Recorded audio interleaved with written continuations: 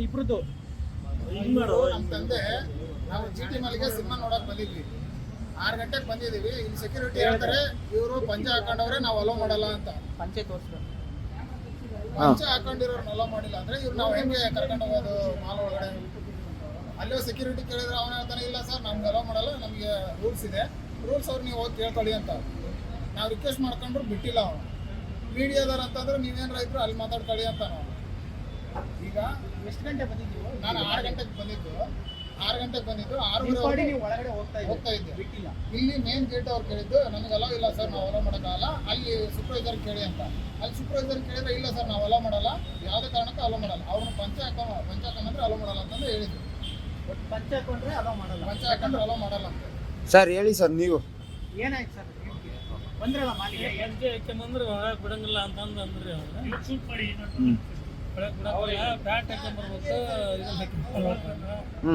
ದೂರದಿಂದ ಬಂದವಿ ನಾವು ಹೆಂಗೆ ಪಂಚೆ ಹಾಕ್ಯಂಬರೋದಪ್ಪ, ಏನು ಪಂಚೆ ಬಿಟ್ಟು ಬರೋದಕ್ಕತ್ತಿಂದ ನಾವು ಹಳ್ಳಿ ಮಂದಿ ಅಂದ್ರೆ ಅವ್ರೆ ಇಲ್ರಿ ನಮಗೆ ಇದಾಕತಿ ಅದಾಕತಿ.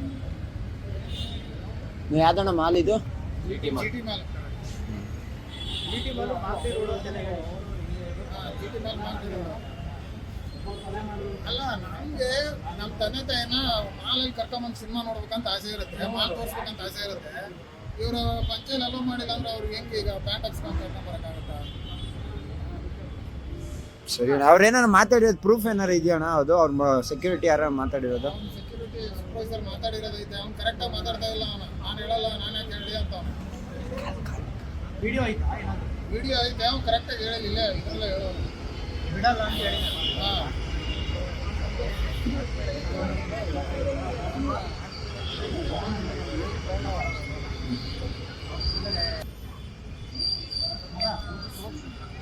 ಅವರು ನೀಟಾಗೆ ಬಂದಿದ್ದಾರೆ, ಪಂಚೆ ಹಾಕೊಂಡಿದ್ದಾರೆ ಅಷ್ಟೇ, ಕ್ಲೀನ್ ಆಗಿಲ್ಲ ಅಂದ್ರೆ ಒಂದು ಲೆಕ್ಕ. ನೀಟಾಗಿ ಬಂದಿದ್ದಾರೆ, ಎಲ್ಲ ಬಂದಿದ್ದಾರೆ. ಪಂಚೆ ಹಾಕೊಂಡಿರೋ ಒಂದು ಕಾರಣಕ್ಕೋಸ್ಕರ ಬಿಡ್ತಾ ಇಲ್ಲ.